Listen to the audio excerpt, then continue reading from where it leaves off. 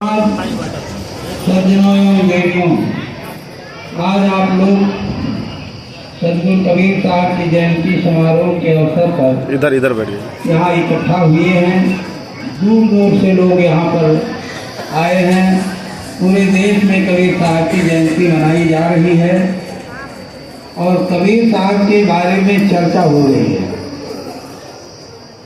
हम आपको संक्षेप में बात रखना चाहते हैं जिससे आपको कबीर को आसानी से समझ सकें। जैसे आप देखते होंगे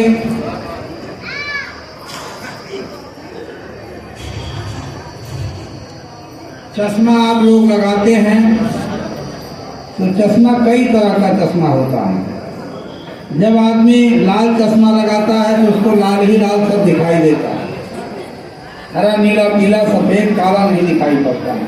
और काला चश्मा लगा लिया तो काला ही काला सब दिखाई देता है। कबीर साहब को समझने के लिए आप सफेद चश्मा लगाइए। सफेद चश्मा का मतलब है स्वतंत्र और निष्पक्ष अपनी बात को समाज के बीच में रखिए, जो सत्य हो और मानव समाज के लिए कल्याणकारी हो। तो कबीर निष्पक्ष थे और जिस समय कबीर साहब पैदा हुए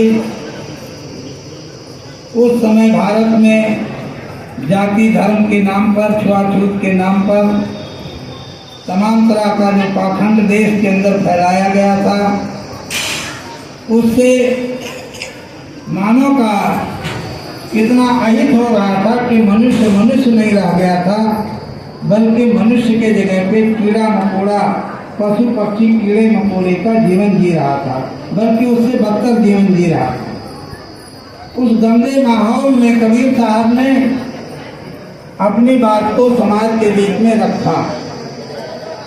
हम साखी के माध्यम से एक बात रखना चाहते हैं। कबीर साहब ने कहा, जहिया कीर्तन ना आता धरती हती न नीर, उत्पत्त परले ना हती तब की कहें कबीर।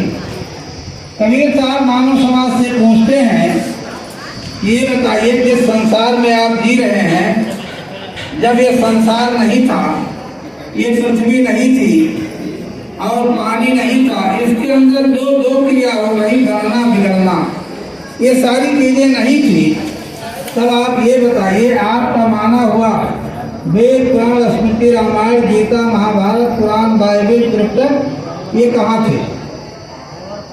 पूरे दुनिया पे उन्होंने प्रकाश डाला, ये कहीं कुछ नहीं था।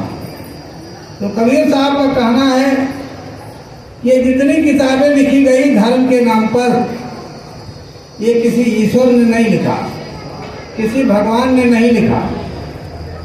और कहा क्या गया, ये भगवान ने कहा या ईश्वर ने कहा, भला ईश्वर ने कहा, ये सब गप है, सब झूठा है।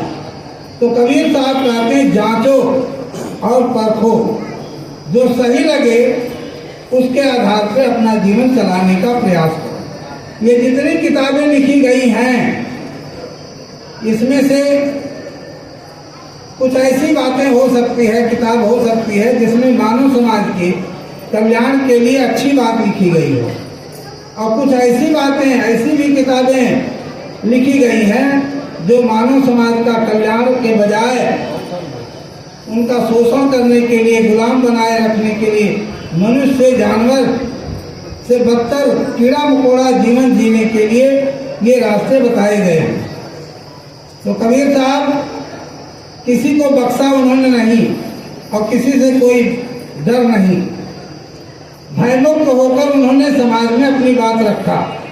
अब आप देखते हैं कि कबीर पंथी साधु जो हैं सफेद वस्त्र धारण करते हैं। तो सफेद वस्त्र धारण करने की क्या जरूरत है? सफेद वस्त्र का मतलब क्या है? जब आदमी देही छोड़ता है, आदमी गुजर जाता है तो उसको सफेद वस्त्र दिया जाता है। बोलिए सही है कि नहीं सही है? इसका मतलब यह है कि कबीर पंथ का साधु बनने का मतलब है कि आप भयमुक्त होकर अपनी बात को रखिए, जो सच्चाई है समाज के बीच में रखिए, और समाज के बीच में रखते समय ध्यान में रखिए इस बात को मानव समाज के लोग ज़्यादा से ज़्यादा लोग समझ सकें। इसलिए देखिए कबीर साहब की विशेषता है, जितनी बातें उन्होंने बताई उसमें कोई न कोई उदाहरण जरूर दिया। उदाहरण के माध्यम से उन्होंने समझाने का प्रयास किया। और उनकी भाषा लोक भाषा थी, जन भाषा थी, आम जन के समझने लायक थी। और ये नहीं था कि ऐसी भाषा बोलो कि कुछ लोग समझें बाकी कुछ न समझें, ऐसी बात नहीं थी। तो कबीर साहब कहते हैं कि मन गयंद माने नहीं, चले सूरत के साथ, महावत बेचारा क्या करे जब अंकुश नहीं हाथ। तो उदाहरण देके समझाते हैं कि जिस तरह से हाथी को चलाता कौन है, महावत। लेकिन महावत के पास एक गजबाक रहता है, अंकुश रहता है लोहे का, और वो उसी को चाहे तगड़ पिच करके इधर उधर जहाँ चाहता चलाता है। तो कबीर साहब कहते हैं कि जिस तरह से महावत के पास गजबाक के द्वारा वो चलाता है, मान लीजिए उसके पास गजबाक नहीं है और हाथी को चला रहा है, हाथी अगर अनियंत्रित हो जाए तो क्या करेगी, महावत को पकड़ के सूंड से पटक के और मार डालेगी, यही ना है। तो इसीलिए मानव समाज में उन्होंने कहा ये शरीर जो है मन चला रहा है, मन की दो गति है, बहुत तेज गति है, सेकंडों में बहुत दूरी तक जाता है, लौट आता है। और इसकी दो गति है, एक अच्छाई की तरफ, एक सच्चाई की तरफ, एक झुठाई की तरफ। एक अच्छाई की तरफ भागता है, एक बुराई की तरफ भागता है। अब उस पर एक कंट्रोलर है बुद्धि, बुद्धि तय करता है नहीं इधर नहीं जाना है, इधर जाना है। कैसे जाना है, आज नहीं जाना, कल जाना है, क्या करना है, बुद्धि तय करता है। तो कबीर साहब कहते हैं जो अपने विवेक बुद्धि के द्वारा बात को सही गलत समझ नहीं पाता है और चलता रहता है, गलत रास्ते चला जाता है तो गलत परिणाम पैदा हो जाता है, और सही रास्ते चलता है तो सही परिणाम होता है। इसलिए कबीर साहब का